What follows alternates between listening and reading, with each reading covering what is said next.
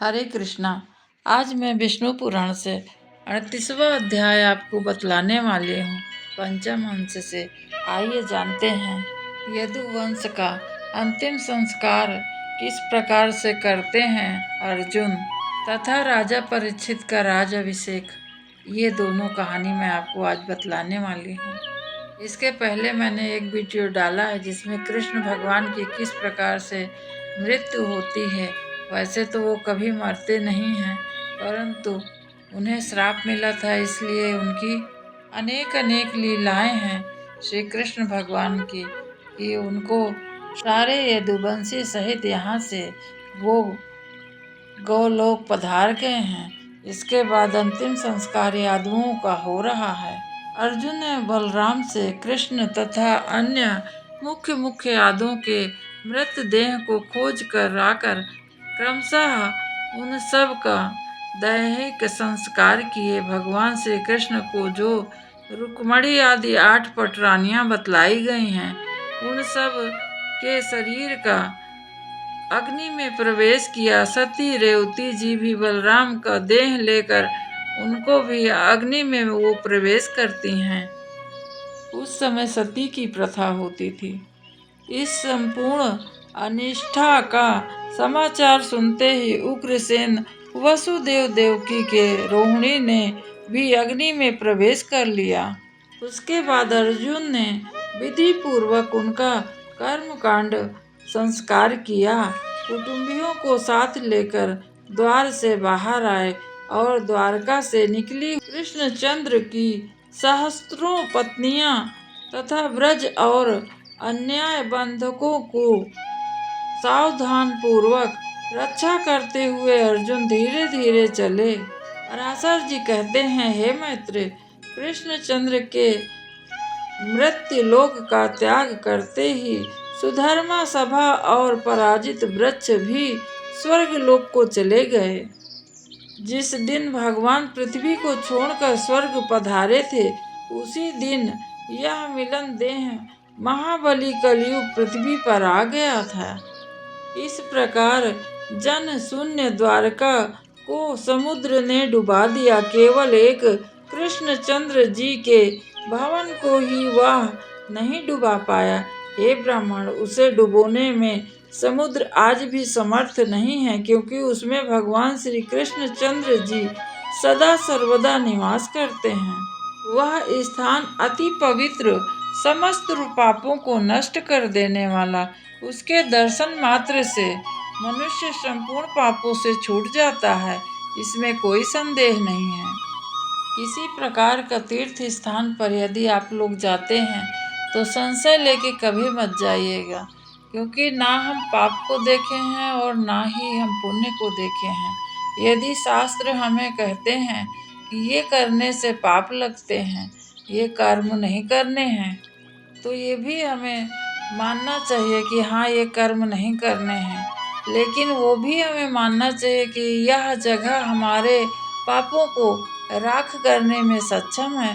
भगवान श्री हरि के जहाँ जहाँ स्थान हैं, सभी जगह जाना चाहिए और जाके ये हृदय में हमेशा इस चीज़ के लिए आश्वस्त हो जाना चाहिए कि हमारे अनजाने में जो भी कर्म किए हुए पाप ग्रह हैं, प्रभु सबको काट कर हमें क्षमा करेंगे और अपने शरण में लेंगे। यह जरूर हृदय में रखना चाहिए अपने, नहीं हमें तीर्थ धाम जाने का भी कोई फायदा नहीं है। हे मुनि श्रेष्ठ, अर्जुन ने उस समस्त द्वारका वासियों को अत्यंत धन्य धान्य संपन्न प्रश्नंद पंजाब देश में बसाया।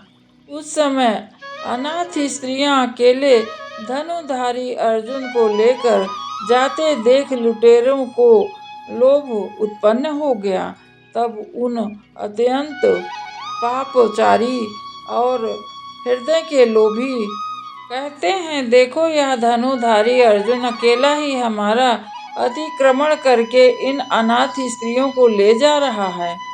हमारे ऐसे बल पुरुषार्थ को धिक्कार है। यह भीष्म, द्रोण, जय, रथ और कर्ण आदि नगरवासियों को मारकर ही इतना अभिमानी हो गया है। अभी हम ग्रामीण के बल को यह नहीं जानता है। लाठी लेकर वहाँ दुर्बुद्धि, धनुष लेकर हम सब की ऊंची ऊंची भुजाओं का क्या लाभ है यदि इसे ना मारे तो। इस प्रकार आपस में बात करके उन अनाथ द्वारका वासियों पर सब टूट पड़े। अर्जुन ने उन लुटेरों को झिड़क कर हंसते हुए कहा, अरे पापियों, यदि तुम्हें मरने की इच्छा ना हो तो अभी यहाँ से चले जाओ। किंतु हे मैत्रेय, लुटेरों ने कथन पर कोई बात नहीं सुनी तथा भगवान श्री कृष्ण के जितना धन और स्त्रियां थी उन्होंने अपने अधीन कर लिया। और तब दुखी होकर वीर अर्जुन ने युद्ध में अक्षीण अपने धनुष को चढ़ाया, किंतु वो ऐसा ना कर सके। उस समय भगवान की लीला के कारण उन्होंने जैसे जैसे कठिनता से धनुष चढ़ा ली, लेकिन शिथिल हो गए, बहुत कमजोर हो गए और सोचने पर भी उन्हें अपने अस्त्रों का स्मरण नहीं हुआ। दिमाग उस समय उनका काम नहीं कर रहा था। आप यहाँ भ्रमित नहीं होना, क्योंकि ये अर्जुन वही हैं जो इतनी बड़ी योद्धाओं को हराए हैं। लेकिन भगवान की ही ये माया है कि अर्जुन को बहुत अहंकार हो गया था, इसलिए उनकी लीला से ही अर्जुन हार रहे हैं। और उन्होंने अपना अक्षय बाण भी उनके ऊपर डाला, परंतु वह नष्ट ना हो सके। तब अर्जुन ने सोचा कि मैंने जो भी इनके इतनी लड़ाइयाँ और इतना युद्ध किया है, अनेक राजाओं को जीत लिया था, वह सब श्री कृष्णचंद्र जी का ही प्रभाव था और मैं कुछ भी नहीं हूँ। इस प्रकार अर्जुन को देखते देखते वे अधैर्य होकर वहाँ पर सब दुष्टों ने स्त्रियां तथा धन को खींच खींच कर ले रहे थे और उसे ले जाने लगे। तब अपनी इच्छा अनुसार इधर उधर मार्ग में सब बाणों के समाप्त हो जाने पर धनंजय अर्जुन ने धनुष को नोक से ही इस प्रकार आरंभ किया, किंतु उन्हें उन प्रहारों से भी हंसी उड़ाने लगे उन लोग। इस प्रकार अर्जुन को देखते देखते ही अंधक वंश की उस समस्त स्त्रियों को वो लेकर चले गए तथा सर्वदा जयशील अर्जुन अत्यंत दुखी होकर, कैसा कष्ट हो रहा है जैसे किसी गरीब को अचानक धन मिला हो और तुरंत ही उसे कोई और छीन लिया हो, ऐसा सोचकर बहुत वो रोने लगे और कहते हैं, आहो, मुझे उन भगवान ने ही ठग लिया। देखो, वही धनुष है और वही शस्त्र है, वही रथ है और वही अश्व है, किंतु अश्रो प्रिय को दिए हुए दान के समान आज सभी एक एक नष्ट हो गए हैं। और दैव बड़ा प्रबल है, जिसने राज का राजा बनाया, आज वह महात्मा कृष्ण के न रहने पर असमर्थ सभी नीच अभीरों को जय दे दो। देखो, मेरी वो भुजाएं वही हैं। बहुत प्रकार से अर्जुन रो रहे हैं और उसी स्थान पर वही हूँ मैं, ऐसा सोच रहे हैं कि क्या पुण्य दर्शन कृष्ण के बिना आज सब कुछ हीन हो गया, मैं निर्बल हो गया।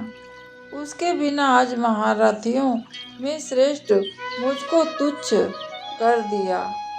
इस प्रकार अर्जुन कहते हुए अपनी राजधानी इंद्रप्रस्थ में आ गए और वहाँ यादव नंदन ब्रज का राज्याभिषेक किया। तदंतर विपिनवासी व्यास मुनि से मिले और महाभाग मुनिवर के निकट जाकर उन्होंने विनय पूर्वक प्रणाम किया और कहते हैं, अर्जुन को बहुत देर तक अपने चरणों की वंदना करते देख मुनि कहते हैं, आज तुम ऐसे कांतिहीन क्यों दिख रहे हो और क्या तुमने भेड़ों की अनुगमन किया है अथवा ब्रह्म हत्या की है, या तुम्हारी कोई दृढ़ आस भंग हो गई है जिसके कारण तुम इतने दुखी हो? क्या बात है, बताओ अर्जुन। तुमने किसी का संतान की इच्छा का विवाह के लिए याचना करने पर निरादर तो नहीं कर दिया है, अथवा किसी का स्त्री से रमण तो नहीं किया है, क्या हो गया है तुम्हें? इस प्रकार कई बातें गुरु ने पूछा, तब उन्होंने कोई उत्तर नहीं दे रहे हैं। फिर बहुत प्रकार से गुरु कहते हैं और पूछते हैं, तब जाकर अर्जुन ने कहते हैं कि जो हरि मेरे एकमात्र बल, तेज, वीर और पराक्रम, श्री और कांति थे, वे हमें छोड़कर चले गए यहाँ से गोलोक। जो सभी प्रकार में समर्थ हैं और जो हमारे दुख सुख के साथी थे, वो हमें छोड़कर चले गए। वे हमसे हंस हंस कर बातें करते थे तथा हमारे प्रत्येक मनोभाव को जान लेते थे। आज वन में ऐसा ऐसा हुआ, मेरे दिव्य बाण और धनुष के मूर्तिमान सार थे, वो पुरुषोत्तम भगवान हमें छोड़कर जाने से आज मुझे वही गोप हरा दिया, जिनके प्रभाव से यह धनुष तीनों लोकों में विख्यात था। आज प्रभु नहीं है तो वो सब मेरा धन तथा कृष्ण की सारी स्त्रियां छीन कर ले लिया है और हर कर ले गए हैं। पितामह, आश्चर्य तो यह बात का है कि पुरुष द्वारा अपमान सहन करके भी मैं निर्लज्ज अभी जीवित हूँ। उनके इतना अपमान से भी मेरी मृत्यु न हुई। तब व्यास जी कहते हैं, हे पार्थ, तुम्हारी लज्जा व्यर्थ है, तुम्हें शोक करना उचित नहीं है। तुम तो संपूर्ण भूतों में काल की ऐसी ही गति जानो। हे पांडु, प्राणियों में उन्नति और हार का कारण केवल काल ही है।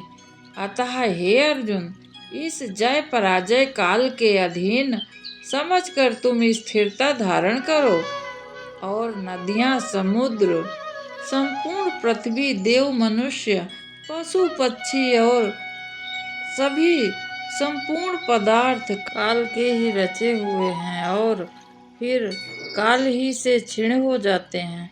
अतः इन सारे प्रपंच को कालात्मक जानकर शांत हो जाओ पुत्र। हे धनंजय, तुमने कृष्णचंद्र को जैसा महात्म्य बतलाया है वह सब सत्य ही है, क्योंकि कमल नयन भगवान श्री कृष्ण साक्षात काल रूपी हैं और उन्होंने पृथ्वी का भार उतारने के लिए ही मृत्यु लोक में अवतार लिया था।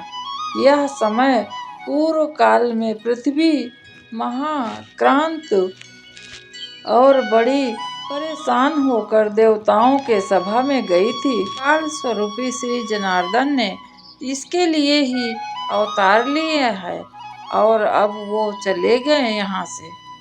संपूर्ण सृष्टि के राजा श्री विष्णु भगवान हैं। अब संपूर्ण दुष्ट राजाओं को मारकर वह सारे कार्य संपन्न कर लिए हैं। हे पार्थ, इसीलिए वो संपूर्ण दुष्ट राजाओं को मारकर और यदुकुल का भी उपसंहार कर दिए हैं। उन प्रभु के लिए अब पृथ्वी तल पर कुछ भी करना शेष नहीं रहा, इसीलिए सारे कार्य समाप्त कर वो चले गए स्वेच्छा से। भगवान आरंभ से सृष्टि की रचना करते हैं, स्थिति के समय पालन करते हैं, अंत में उनका नाश करके और बाद में क्षीर सागर में जाकर शयन करते हैं। हे पार्थ, तुझे अपनी पराजय से दुखी ना होना चाहिए, क्योंकि काल उपस्थिति होने पर ही पुरुष से ऐसे कर्म बनते हैं जिससे प्रभु की स्तुति होती है। और हे अर्जुन, जिस समय तुम अकेले ही युद्ध में भीष्म, द्रोण और कर्ण आदि को मार डाला था, वह क्या उन वीरों का काल क्रम से प्राप्त ही बल पुरुष के प्रभाव से तुमने सबको मार दिया तथा सबको नीचा दिखलाया? उसी प्रकार तुझे समय अनुसार उन्होंने अपना बल उधर देकर तुम्हें हार का सामना करना पड़ा। जगतपति देवेश्वर ही शरीर में प्रविष्ट होकर जगत की स्थापित करते हैं। अंत में समस्त जीवों को नाश भी वही करते हैं। हे अर्जुन, तू जो उन हरण की गई स्त्रियों के लिए शोक कर रहा है, वो तो मैं तुझको बतलाता हूँ। एक बार पूर्व काल में एक विप्र अष्टावक्र जी सनातन ब्रह्मा की स्तुति करते हुए अनेकों वर्ष तक जल में रहे। उसी समय दैत्यों पर विजय प्राप्त करने से देवताओं ने सुमेरु पर्वत पर एक महान उत्सव किया था। उसमें सब सम्मिलित होने के लिए जा रही हुई रंभा और अनेक अनेक देवांगनाएं मार्ग में उन्हीं मुनीश्वर को देखकर उनकी अत्यंत स्तुति और प्रशंसा की। वे उन जटाधारी मुनिवर का गर्दन तक पानी में डूबे देखकर उनको विनय पूर्वक कहती हैं, प्रणाम करती हैं और कहती हैं कि हे द्विजश्रेष्ठ अष्टावक्र जीव, आप प्रसन्न हों। उसी प्रकार वे अप्सराएं उनकी स्तुति करती हैं। तब अष्टावक्र जी कहते हैं, हे महाभागों, मैं तुमसे अति प्रसन्न हूँ। तुम्हारी जो इच्छा हो वह वर मांग लो। मैं अति दुर्लभ होने पर भी तुम्हारी इच्छा पूर्ण कर दूंगा। तब रंभा और सभी अप्सराओं ने उनसे कहा, हे द्विज, आपके प्रसन्न हो जाने पर हमें क्या नहीं मिल सकता है। तथा अन्य अप्सराओं ने भी यही कहा, आप हम पर भी प्रसन्न होइए। हे पुरुषोत्तम भगवान को पति रूप में हमें प्राप्त करना है। मुनीश्वर, आप हमें ऐसा ही वर दीजिए ताकि हम भगवान श्री कृष्ण को पति रूप में प्राप्त कर पाएं। जब सभी अप्सराएं इस प्रकार कहने लगे तो अष्टावक्र जी कहते हैं कि तुम्हारी मनोकामना पूर्ण हो। यह कहकर मुनि अष्टावक्र जल से बाहर आए। उन्हें बाहर आते समय अप्सराओं ने 8 जगह से टेढ़े उन कुरूप देह को देखा। उन्हें देखकर जिन अप्सराओं की हंसी छिपाने पर भी प्रकट हो गई। तब मुनिवर ने देखकर क्रोध करके यह श्राप दिया था कि मेरे ऊपर तुम हंस रही हो। भगवान जिसको जैसे बनाते हैं, बाहरी शरीर में क्या है। मैंने तुम्हें प्रसन्न जानकर आशीर्वाद अवश्य दिया है, परंतु तुम मेरा मजाक उड़ाई हो। उसके कारण मैं तुम्हें श्राप देता हूँ कि भगवान को पति रूप में तो तुम पा जाओगे, परंतु उन्हीं के राज्य में उनके न रहने पे तुम्हें लुटेरे लूट कर ले जाएंगे और उस समय तुम्हारी कोई सहायता नहीं कर पाएंगे। हे पांडव, अर्जुन, तुम्हें इस विषय में थोड़ा भी शोक नहीं करना चाहिए। अखिलेश्वर ने ही संपूर्ण यदु कुल का संहार किया है तथा तुम लोगों का अंत भी अब निकट है। इसलिए उन भगवान को नमस्कार करो जो यहाँ संसार में उत्पन्न हुआ है। उसकी मृत्यु तो निश्चित है और उन्नति और पतन यह दोनों लगातार चलता ही रहता है। इसलिए हे नृपश्रेष्ठ, ऐसा जानकर अपने भाइयों सहित संपूर्ण राज्य को छोड़कर तपस्या के लिए तुम बन जाओ और अब तुम वहां जाकर धर्मराज युधिष्ठिर के साथ मेरी ये सारी बात कहो और जिस तरह पांचों भाइयों सहित बन जा सको तुम तुरंत चले जाओ, वैसा ही यत्न करो। मुनि व्यास जी के ऐसा कहने पर अर्जुन हस्तिनापुर में आकर प्रथापुत्र युधिष्ठिर और भीमसेन तथा सभी लोगों अपने पांचों भाइयों को एक एक करके आपस में बातचीत कर लिए और व्यास जी का संदेश एक दूसरे के साथ कहकर पद पर राजा परीक्षित को अभिषेक करके वो स्वयं वन चले गए।